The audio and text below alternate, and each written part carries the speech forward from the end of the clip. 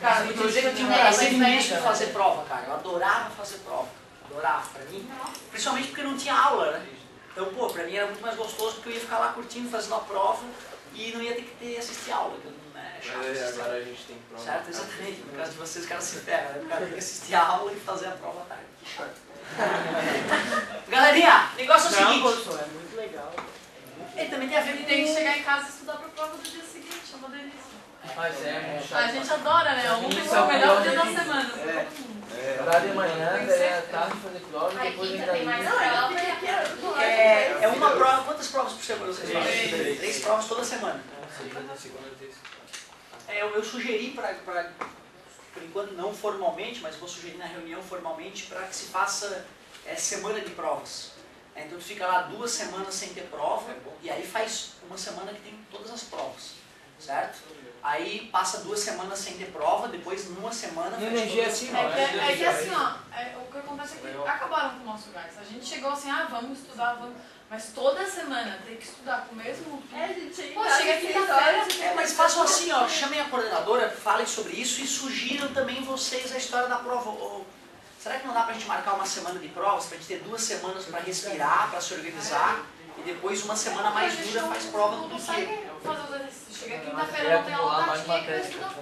Sinceramente, tu chega assim, ó. Pô, Te entendo perfeitamente, é por isso, mas né, vocês devem procurar negociar, certo? Eu acho que isso é negociável, eu acho que não é tão terrível, pelo menos de repente não, né? De repente não dá tempo de mudar para o segundo, mas no terceiro trimestre, se a gente fizer dessa maneira, vocês podem ter um descanso a mais.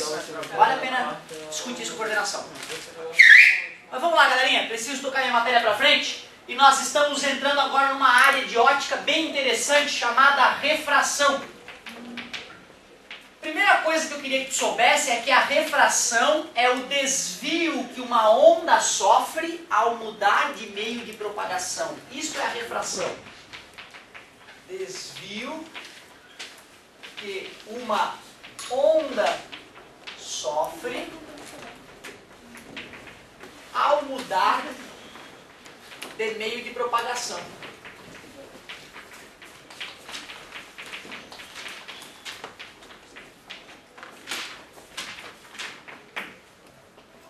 E no caso da ótica, que é onde nós estamos, nós vamos estudar a refração da luz. Quando eu vou representar a refração da luz, a primeira coisa, meio A e meio B, que tem que ser meios transparentes, reta normal, então essa aqui é a nossa querida reta normal, que a gente tanto usa na ótica. Essa linha, pessoal, representa a superfície de separação dos meios.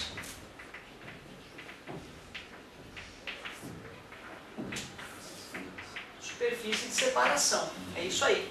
E vamos representar um raio de luz proveniente do meio A que atinge a superfície de separação com um determinado ângulo. Esse ângulo, vocês sabem, a gente chama de ângulo de incidência. E agora o raio pode atravessar para o meio B, porque é o meio transparente. E agora este é o famoso ângulo de refração, não é mais reflexão, é ângulo de refração. O que nós vamos estudar então nessa aula é como esse fenômeno ocorre, como é que dá para calcular e prever o ângulo de incidência ou de refração, certo? Ou descobrir qual é a característica dos materiais para ter ocorrido tal fenômeno. É isso que nós vamos começar a ver hoje. Só que antes de entrar em detalhes a respeito da refração, eu preciso de uma ferramenta. Eu preciso que tu relembre aí comigo o que é índice de refração.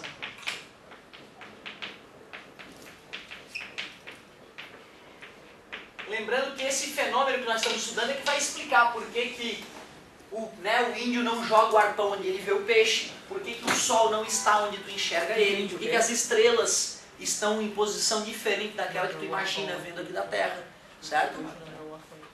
Isso aí. Aliás, aqui é importante a gente saber o nome das coisas, né? Esse aqui é o raio refratado e esse aqui é o raio incidente. O I e o R vocês sabem, ângulo de incidência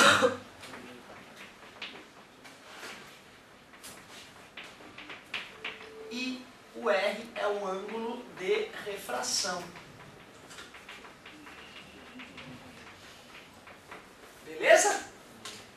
Bom, galera, o esquema é o seguinte. O índice de refração é um númerozinho que compara a velocidade da luz no vácuo, que é a maior velocidade que existe na natureza, com a velocidade da luz no meio em questão. Se tu quiser calcular o índice de refração do material X, tu pega a velocidade da luz no vácuo e divide pela velocidade da luz no material X. O nome completo ainda seria índice de refração absoluto. O nome completo da criança. Índice de refração absoluto. Quanto vale o Czinho, alguém lembra? 300 mil quilômetros por segundo ou 300 milhões de metros por segundo no sistema internacional. Né, para teres uma noção da enormidade que é isso, 7 voltas e pouco ao entorno da Terra em um mísero segundo. Uma máquina que pudesse andar na velocidade da luz completaria 7 voltas e cacetada no teu planeta em 1 segundo. Doentio, algo doentio. Certo? Mostra que o Criador do Universo também é meio bizarro. Certo? Galera, o negócio é o seguinte, só de te indicar que o índice de refração é isso aí, já pode fazer um monte de pergunta. Por exemplo, um material tem índice de refração 2. Qual é a velocidade da luz nesse material? Não dá para calcular? Né? Essa é uma questãozinha que acaba caindo na prova, por mais simples que seja. 2 é igual, 2 é o N, é igual. 3 vezes 10 na 8 é o Czinho. E o V eu quero calcular, tá dividindo? Tá passa multiplicando, tá multiplicando? Passa dividindo. Então o 2 acaba dividindo a velocidade da luz no vácuo, por isso que dá 1,5 vezes 10. Opa, então peraí. Quando o índice de refração é 2, quer dizer que a velocidade da luz nesse material é 2 vezes menor que a do vácuo. Se for 3. 3 vezes menor, se for 5.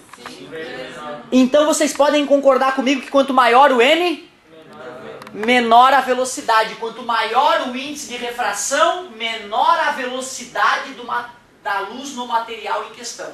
A gente fala tecnicamente que o material é mais refringente. Certo? Então quanto maior o N, mais refringente é o material. Qual é o menor N que existe então? O próprio 1, que é o do vácuo, né? O N do vácuo vai ficar velocidade da luz. Velocidade da luz no vácuo dividido pela velocidade da luz no vácuo. Um número dividido por ele mesmo dá 1. Então, por definição, o N do vácuo é 1. O N do ar, gente, olha só que coisa interessante. O N do ar é 1,0003. Conclui alguma coisa para mim. Que a velocidade da luz no ar é praticamente igual à do vácuo. Dá uma diminuidinha de nada na velocidade. Portanto, aqui no ensino médio, que nós não estamos preocupados com a quarta casa após a vírgula, sempre que aparecer ar, tu diz que o N é 1. E isso não é a questão que vai te falar, é tu que tem que saber. Falou em ar, N1. Beleza? Além dessa pergunta básica de eu fornecer o N e te perguntar a velocidade, pode ter um outro questionamento interessante, né? Eu te dou a velocidade e peço o N. É isso aí, eu te dou a velocidade e peço o N. Vou fazer um exemplo nível 2 ali então. Beleza, vamos ver como é que vai ficar. O material alienígena, sempre né? O material alienígena tem velocidade da luz dentro dele igual a 2 vezes 10 na 7 metros por segundo. Determine o índice de refração do material alienígena Z. NZ é igual a C sobre VZ. NZ eu quero calcular. 3 vezes 10 na 8 eu forneço no formulário. 2 vezes 10 na 7. 3 dividido para 2, 1,5. 10 na 8 dividido por 10 na 7, 10 na 1, 10. Então o N do material Z é 15. Significa que a velocidade da luz dentro dele é 15 vezes menor que a velocidade da luz no vácuo. Mais modernamente, os cientistas conseguiram fazer a luz, cara, desacelerar tanto que tu consegue ver a luz atravessando o laboratório, assim, ó, olho nu. O raio de luz atravessando assim na tua frente, cara. Certo? Com as técnicas mais modernas. Então são materiais que têm um índice de refração altíssimo. Certo? Aí tu consegue reduzir bastante a velocidade da luz e tu vê ela atravessando o laboratório.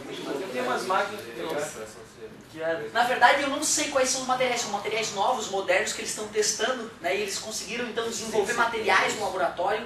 Deve ser algum tipo de polímero, acredito eu. Deve ser um tipo de plástico especial, transparente, né? um tamanho suficientemente grande para tu conseguir acompanhar a luz atravessando esse material. Muito louco. Não tem umas máquinas fotográficas, tipo, tu passa a luz aí ele registra aquele... Tem alguma coisa a ver com a refração? Na verdade é o seguinte, ó, tirar uma foto, na verdade, exige muito conhecimento de refração por causa da lente da câmera. A lente é a refração que determina a lente. Mas basicamente é isso, é na entrada da câmera que a refração funciona. Mas isso está dizendo, por exemplo, um carro passando e uma máquina tirando várias fotos. Ou uma máquina com o obturador aberto, certo? Aí como o farol do carro vai passar marcando e vai sensibilizar toda aquela região, vai aparecer uma marca onde a luz passou, né? Certo? Mas observem que a gente está acompanhando a velocidade do carro que tem a luz, não da luz em si. Concorda comigo? Né? Mas bacana o teu raciocínio, show de Como é que tu bola. sabe onde é que tu vê essas coisas? Essas fotos Não. Tipo, cientistas vê a luz produção. Na verdade é o seguinte, essa foi a Lula que trouxe, cara.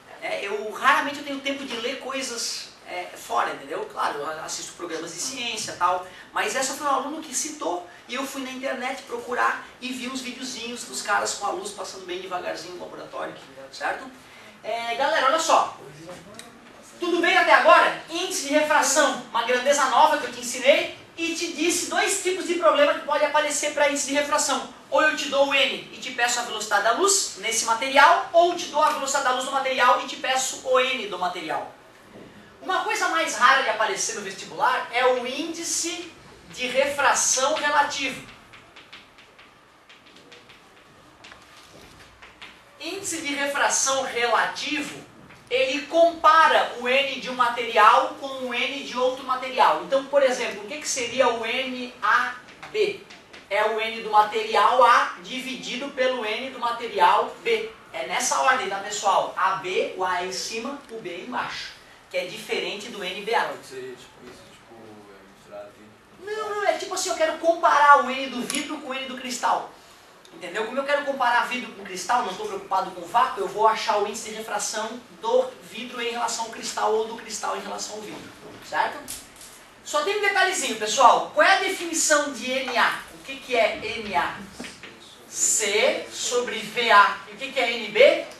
C sobre VB. Fazendo a divisão de fração, fica a primeira vezes o inverso da segunda. Corta C com C.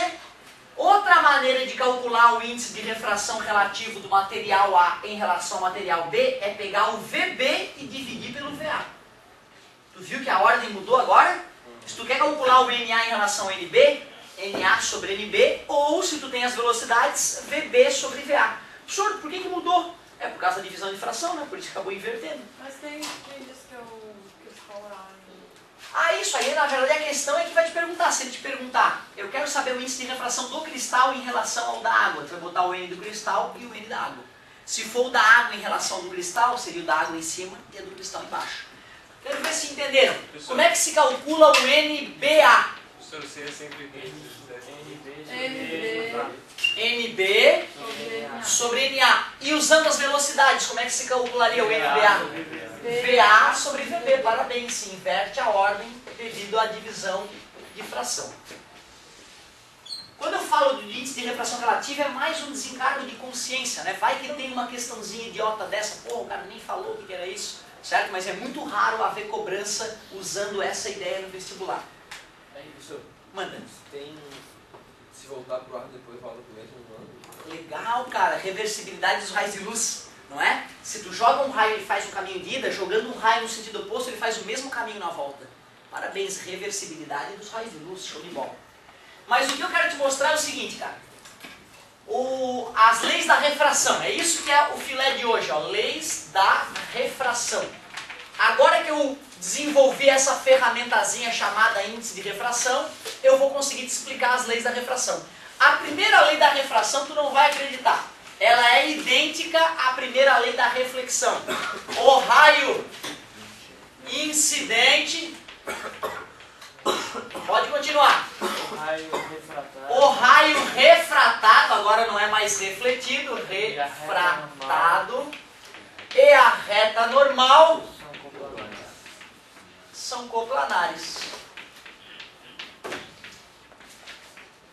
Ou seja, quando a luz penetra na água, por exemplo, ela vai sofrer, a luz chegou, o raio de luz chegou, ela vai sofrer um desvio angular, mas ela não vai para um lado ou para o outro, ela não vai sair pela culatra, certo? Ela vai se manter no plano de onde ela chegou.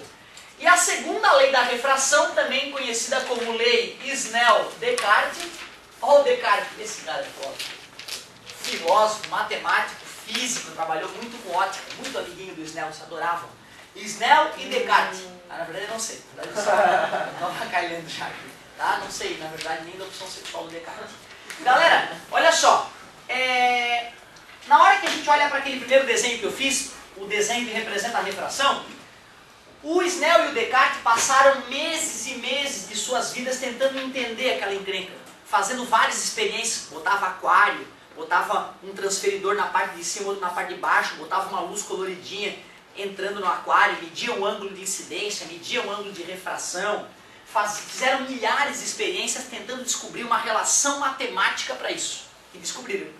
Eles perceberam que quando faz o N do material de chegada dividido pelo N do material de saída, NA sobre NB, dava igual ao seno de R, seno do ângulo de refração, dividido pelo seno do ângulo de incidência. Olha que loucura, depois de muito se esforçar para entender o que estava acontecendo, eles perceberam que a divisão entre os índices de refração é igual à divisão entre os senos dos ângulos. Só que eu não gosto de escrever essa lei dessa maneira. Eu não gosto, eu odeio. Eu prefiro assim, ó, Cruz escreve NA vezes seno de I é igual NB vezes... Sabe por que eu gosto de escrever ela assim? Porque assim fica claro, ó, N de chegada vezes seno de chegada é igual a N de saída vezes seno de saída. Sempre assim.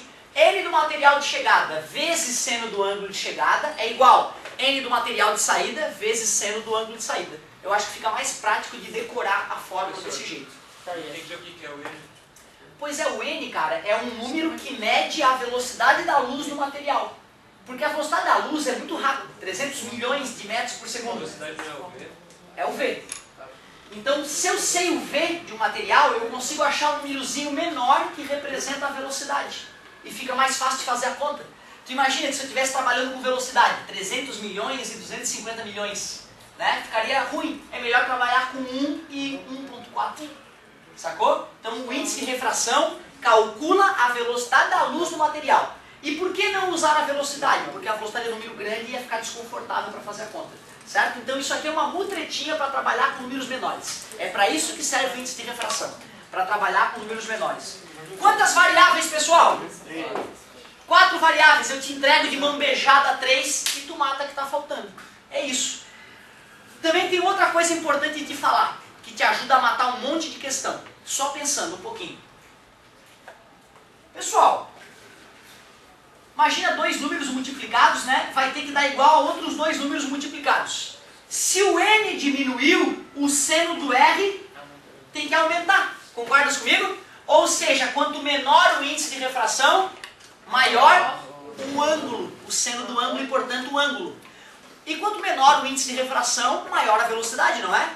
Ah, então agora eu entendi. O ângulo acompanha a velocidade. Se a velocidade aumenta, o ângulo com a normal. Se a velocidade diminui, o ângulo diminui. Por favor, o que aconteceu com a velocidade da luz no primeiro desenho que eu fiz para vocês?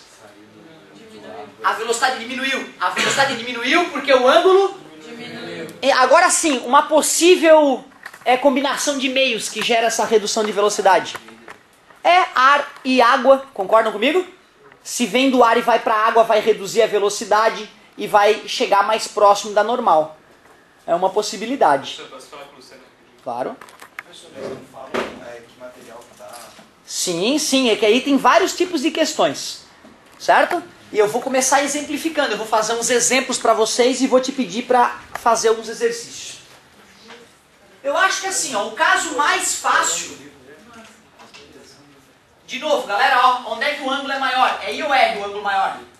I, então a velocidade maior é o A. Então a velocidade diminuiu. Se o ângulo diminuiu, a velocidade diminuiu. Só esse conhecimento mata um monte de questão de vestibular. Impressionante, só saber disso já mata um monte. Quando chega perpendicular, não tem como saber nada. Cara, boa pergunta, cara. Essa tua pergunta tem a ver com uma coisa que a gente vai estudar logo em seguida, chamada de reflexão total. O ângulo de 90 graus, cara, tu diz assim, deixa eu ver se eu entendi. Meio A, meio B, reta normal, o raio chega bem na reta normal. É o caso em que não sofre desvio.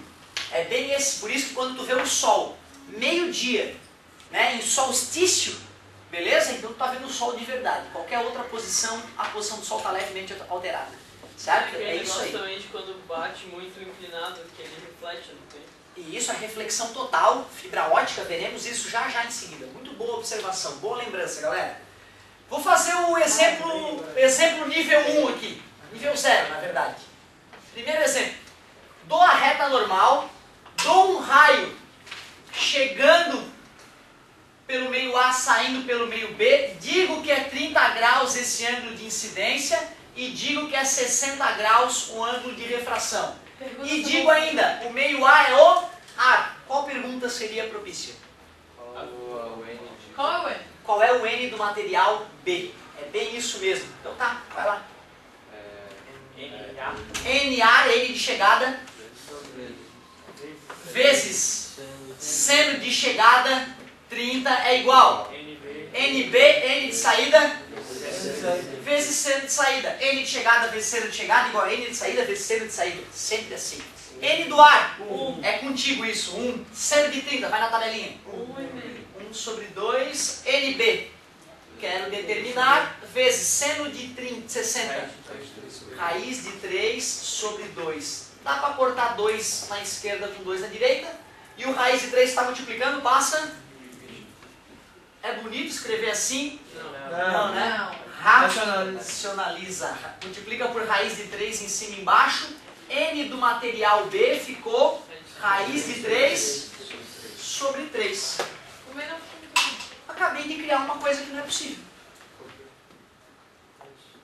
Vamos ver quanto é que dá raiz de 3 sobre 3? Quanto é que é raiz de 3 aproximadamente? 1,73, né? Dividido por 3 não vai dar menos que 1? Eu não acabei de dizer que o menor N que existia era o vácuo? Certo? Claro que assim, no vestibular o cara pode criar isso e dizer que o meio B é um material alienígena revolucionário que acelera a velocidade da luz acima da do vácuo. Certo? Qual é o índice de refração do material alien B? Salvei a questão, né? Certo? De qualquer maneira, essa questão representa a realidade? Não, porque se veio do ar, tinha que ter diminuído o ângulo. Não é isso? Tem que ter diminuído o ângulo. Tá? De qualquer maneira, eu fiz um exemplo, então, é impossível. Esse valor de N é impossível. Quanto menor, maior a velocidade. Quanto menor, maior a velocidade. E o vácuo é onde a velocidade é maior, né? Então, o menor N que existe é 1. E o meu N deu menor que 1. Certo? Então, este valor dN... Se tu me perguntasse uma pergunta teórica, se o ar é a mesma coisa que o vácuo, eu sei que é quase igual ao que eu falo. Não, aí assim, ó, o que você pode dizer a respeito da velocidade da luz no vácuo comparada com a velocidade da luz no ar? A velocidade da luz no vácuo é um pouco maior do que a velocidade da luz no ar, certo? E pode até dizer, prova disso é que o índice de refração do ar é quase 1. Né? E quando eu decorei o índice de refração do ar, eu percebi que eram 3 zeros depois do 3, foi assim que eu decorei. Né? Show de bola. Manda. No vestibular é sempre esses cenos 30, 45, 60. Não, ele pode dar uma tabelinha. Às vezes, quando foge desses valores, ele dá uma tabelinha com os valores que tu pode precisar. Você pode não botar a tabelinha e botar um... Sim, inclusive tem aquela história, né? O aluno, quando ele começa a raciocinar, ele começa a ver o seguinte, pô, peraí, se aqui em cima deu 45 graus e está se afastando da normal, só pode ser 60, né? Certo? Então, às vezes acontece isso. Às vezes, só de usar o bom senso, sem fazer conta, tu consegue prever qual é a resposta. Certo? Só que não é o ideal, né? O ideal é tu entender e saber fazer a continha. O que mais confunde o pessoal, galera, é quando pergunta o ângulo. Tá? Vou criar um exemplo aqui que envolve a pergunta do ângulo, para tu ver que não vai mudar muito a brincadeira.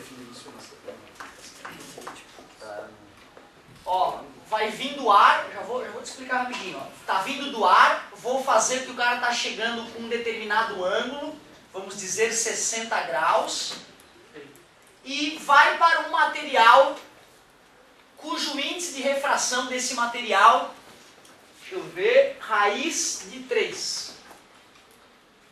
E eu pergunto então qual é o ângulo de refração. Dou esse desenho aí e pergunto qual é o ângulo de refração. Vai. Vamos fazer só bonitinho pra galera que ainda não pegou a mãe entender. N do ar, N de chegada. Seno de chegada, que é 60 graus, é igual N desconhecido, aliás, que eu sei quanto é que é, né? Mas depois eu coloco N vezes seno de um ângulo que eu não sei quanto é que é, vou chamar de alfa. Beleza. N do ar, 1. Seno de 30, raiz de 3 sobre 2. N do material desconhecido, raiz de 3 vezes seno de alfa. Raiz de 3 corta um lado e o outro. Qual é o ângulo cujo seno dá 1 sobre 2? Vai na tabelinha e descobre o ângulo, 30 graus. Essa é legal. Certo? Tu vê, cara, eu fico tão feliz de escutar isso. Geralmente eu faço essa continha. Ai, professor, ai, o ângulo. É um pandemônio, né? E que bom que vocês viram que não tem mistério. É só ir na tabelinha com calma, né? Pra tu achar o ângulo no final. É isso aí.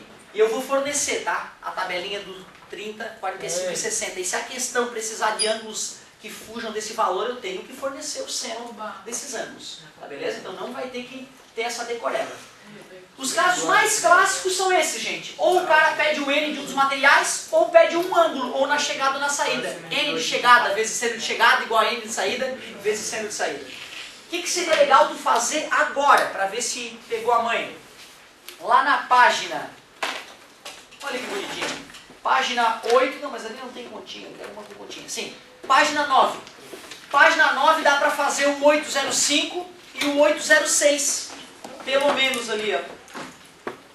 Tem uma questãozinha da UFSC, aí tem até cheiro de prova isso aí. Dá para fazer toda a página 9. Começa agora que eu já vou indo nas carteiras dar uma força.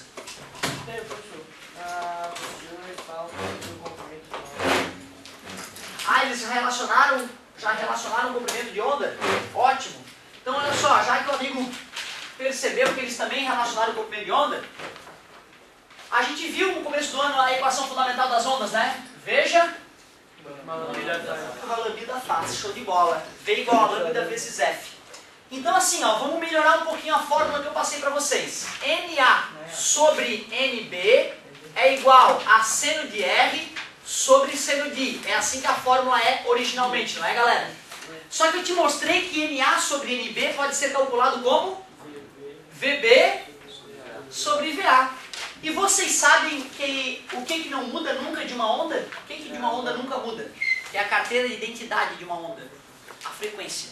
A frequência de uma onda nunca se altera, de uma mesma onda, né? Se tu gerou uma onda com 1000 Hz, ela vai morrer com 1000 Hz. Certo?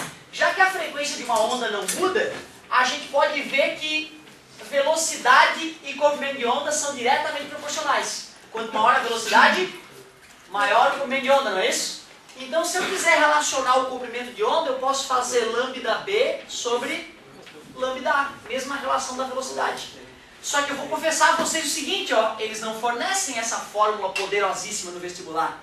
Imagina essa fórmula, dá para o cara relacionar índice de refração com ângulo, velocidade com comprimento de onda, velocidade com índice de refração, comprimento de onda com índice de refração, comprimento de onda com ângulo. Porra, essa fórmula aí é uma ferramenta poderosa demais para tu entregar de bombejada para o aluno. Então, no teu vestibular, provavelmente vai vir só aquela lá, ou a de cima ou a de baixo, vai vir essa aqui, certo? Vai vir a ideia de índice de refração relativo e se tu quiser, é tu que tem que montar a fórmula ninja mutante. Tá? Então cuidado, a apostila ela pode fornecer a relação do lambda, mas no vestibular não vai vir. Tu teria que lembrar do veja que uma lambda faz e lembrar que a frequência de uma onda é constante, para poder chegar a essa conclusão. Tá? Ó, faz o seguinte, ó, a gente vai trabalhar com mais calma, né, outras questões. Antes de mais nada, arrisca a página 9 que tem tudo a ver com a aula que a gente viu agora. Não, volume 3, por incrível que pareça já é o volume 3, aula 8 do volume 3, galerinha. Página 9. Arrisca as primeiras que eu já vou corrigindo algumas ali daqui a pouco.